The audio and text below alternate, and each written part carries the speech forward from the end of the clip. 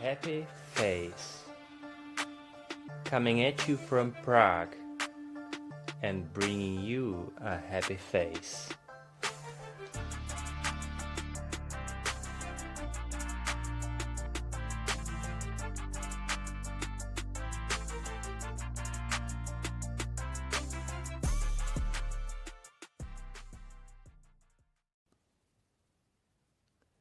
Alright people, today we are going to talk about body and memory.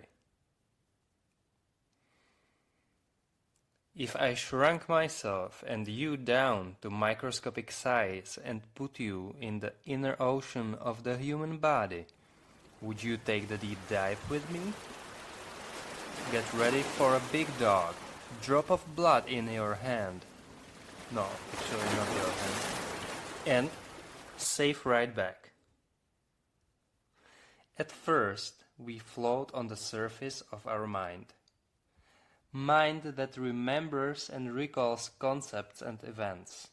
Mind or memory that learns a poem, train departure time, and remembers the sequence of events surrounding our first rendezvous. This is the most obvious type of memory, explicit or declarative memory as scientists call it, and is found at the state of our full consciousness. On the other hand, there is so-called implicit or procedural memory. This one is hidden at first glance and contains everything that we do not remember consciously. This one is under the surface of our thought process. Are you ready for the dive? In the ocean of subconscious level, we are surrounded by our habits, ingrained and fully automatic. Implicit memory contains, for example, a light movement of a gymnast who flows through space full of pirouettes and loops, or a harp player who uses his fingers effortlessly in perfect harmony. Implicit or procedural memory also includes the ability to drive a car and type on a keyboard, or perhaps ability to tie a shoelace. It's all about skills and experience. Oftentimes we get in trouble verbalizing such a silent know-how of our bodies. Just like dancing a waltz, it's easier to simply show it and dance it. This memory type is therefore very closely connected to the body. Okay, so here we have conscious and subconscious memories.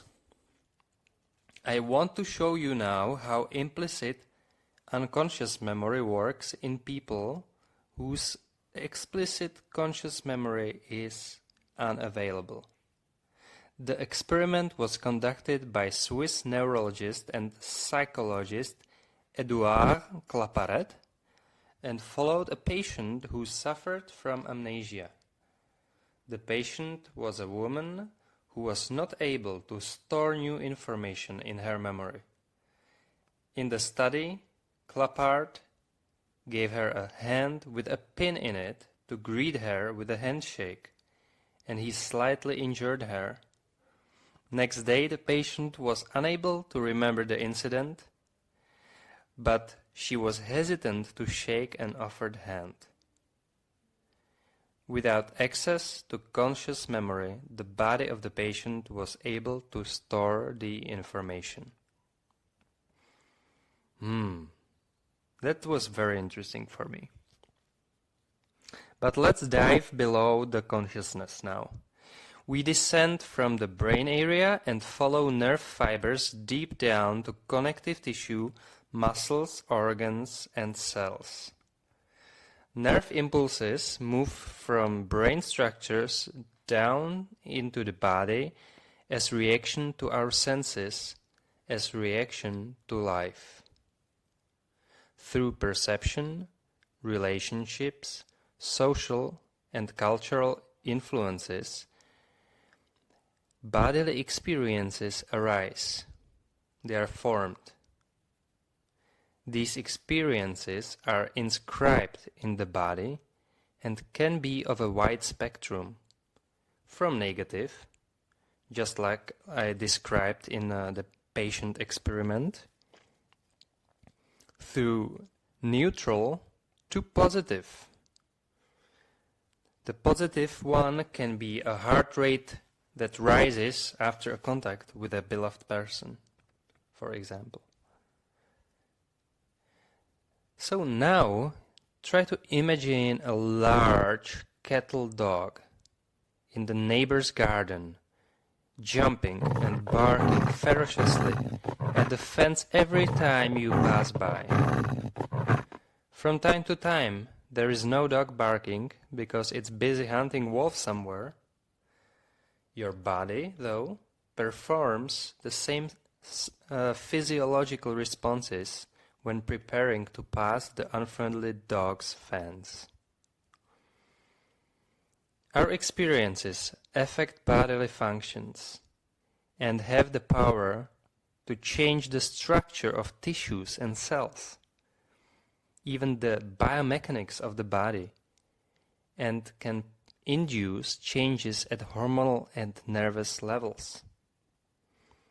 Even after years, if we return to that neighbor's garden, our body can trigger the same reaction again without us having to think about it.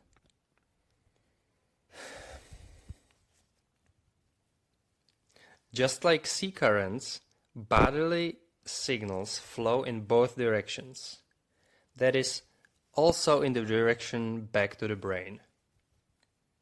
Few, however, make it to the level of the conscious mind and manifest, for example, as uncomfortable symptoms of an illness. So only few reach it to the conscious level. It is often very difficult to follow up these symptoms and find the origin of our problems.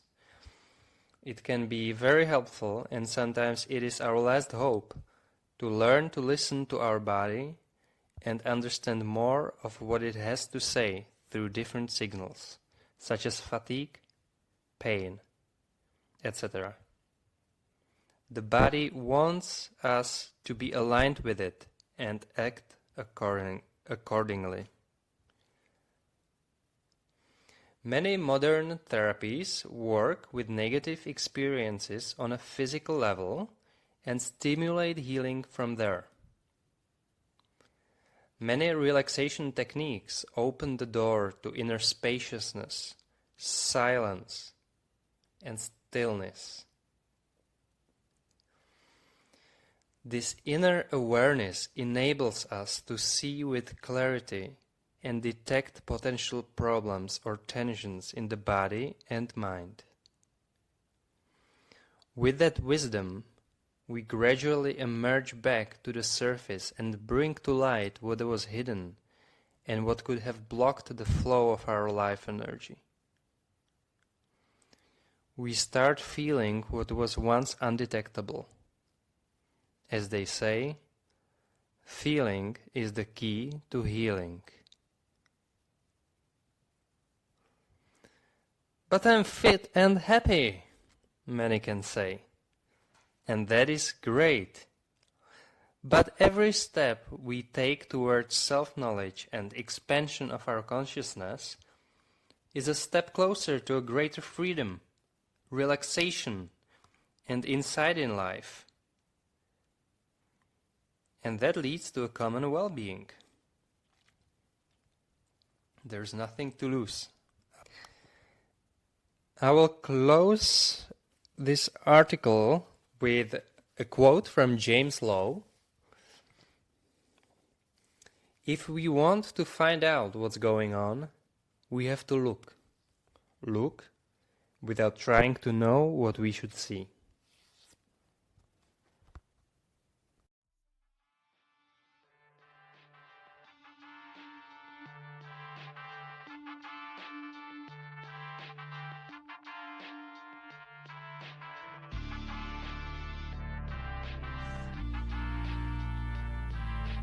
It is you now to have a happy face.